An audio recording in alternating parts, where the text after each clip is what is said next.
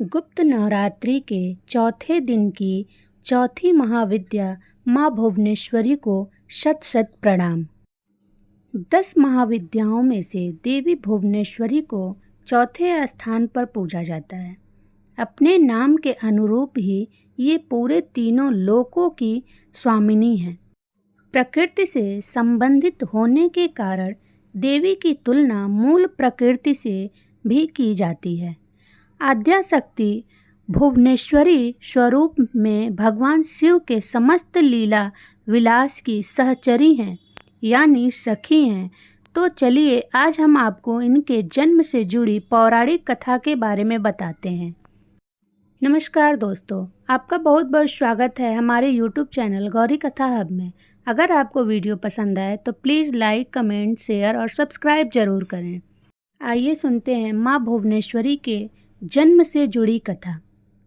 एक बार मधुकैटभ नामक महादैत्यों ने पूरी पृथ्वी पर हाहाकार मचा रखा था।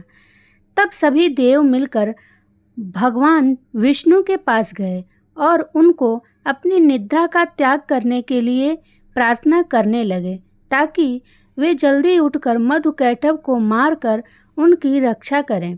भगवान विष्णु ने निद्रा का त्याग किया तथा जागृत हुए और उन्होंने 5000 वर्षों तक मधुकैटभ नामक दैत्यों से युद्ध किया।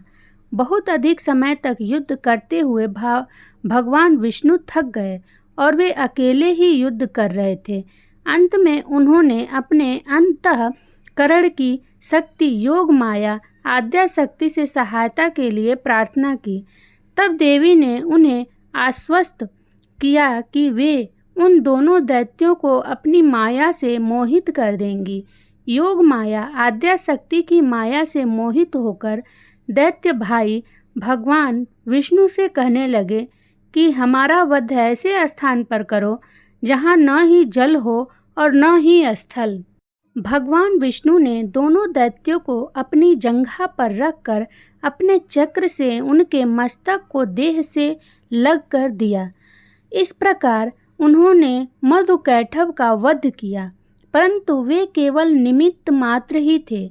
उसके बाद ब्रह्मा, विष्णु और शंकर ने देवी आदिशक्ति योग निद्रा महामाया की स्तुति की गई, जिससे प्रसन्न होकर आदिशक्ति ने ब्रह्मा जी को सृजन, विष्णु को पालन और शंकर को संहार के देव चुना।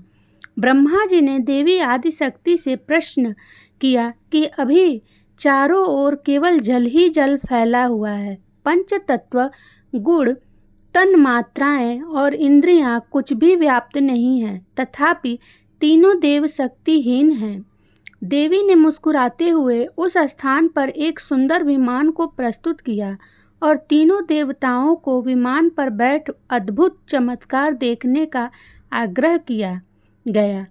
तीनों देवों ने देवों के विमान पर आसीन होने के पश्चात वह देवी विमान आकाश में उड़ने लगा और उड़कर ऐसे स्थान पर पहुंचा जहां जल नहीं था।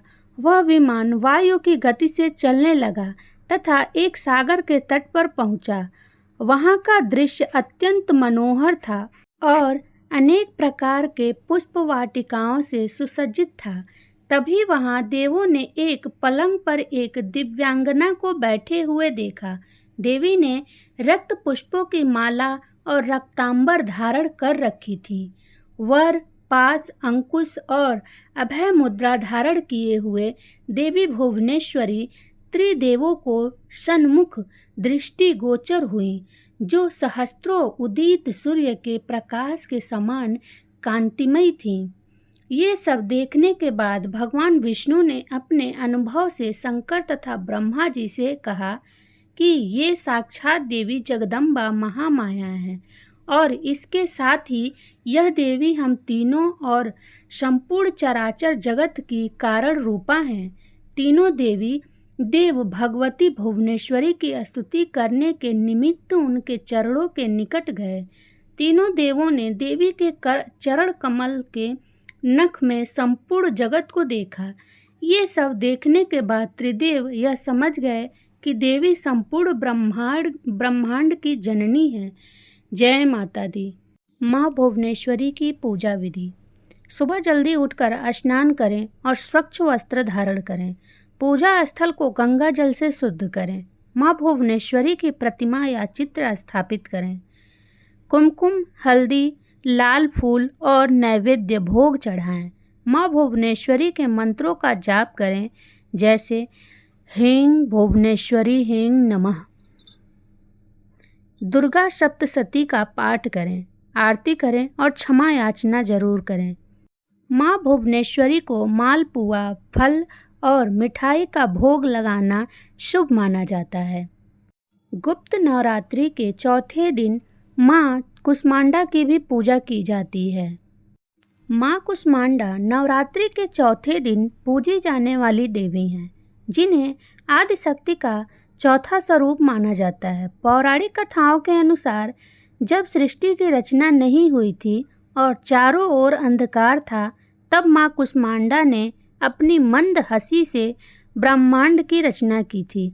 इसलिए उन्हें सृष्टि की आदि स्वरूपा और आदिशक्ति कहा जाता है।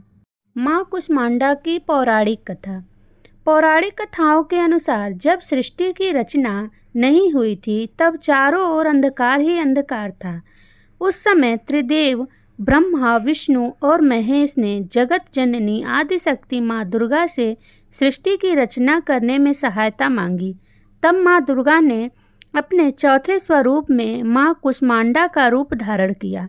माँ कुष्मांडा ने अपनी मंद हल्की सी हंसी से ब्रह्मांड की रचना की। उनकी इस मुस्कान से ही सूर्य का प्रकाश फैला और ब्रह्मांड में जीवन का संचार हुआ। इसलिए उन्हें कुष्मांडा कहा जाता है, क्योंकि कु का अर्थ है थोड़ा, उष्मा का अर्थ है गर्मी और अंडा का अर्थ है ब्रह्मांड। माँ कुष्मांडा को ब्रह्मांड का सृजनकर्ता माना जाता है। सूर्य का प्रकाश उन्हीं की शक्ति से प्रकाशित होता है। उनकी पूजा से भक्तों के रोग और शोक दूर होते हैं।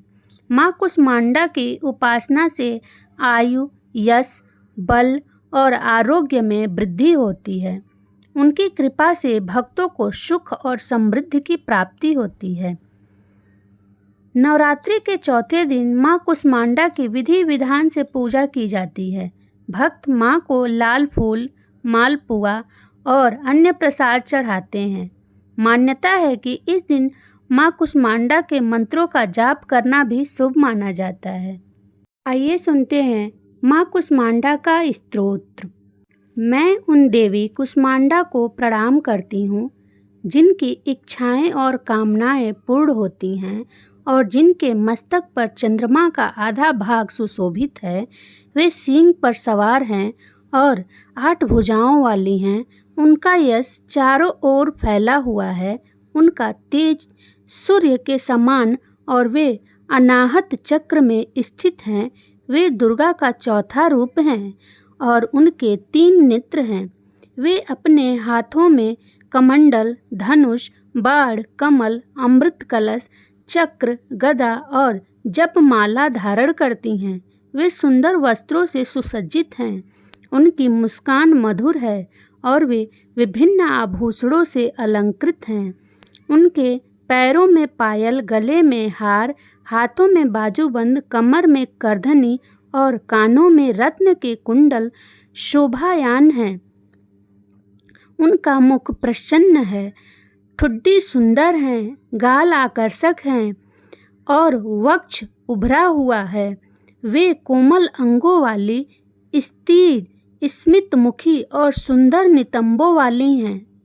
जय माता दी। यह स्तोत्र माँ कुष्मांडा की स्तुति और आराधना के लिए नवरात्रि के चौथे दिन भक्त इस स्तोत्र का पाठ करके माँ कुष्मांडा का आशीर्वाद प्राप्त करते हैं।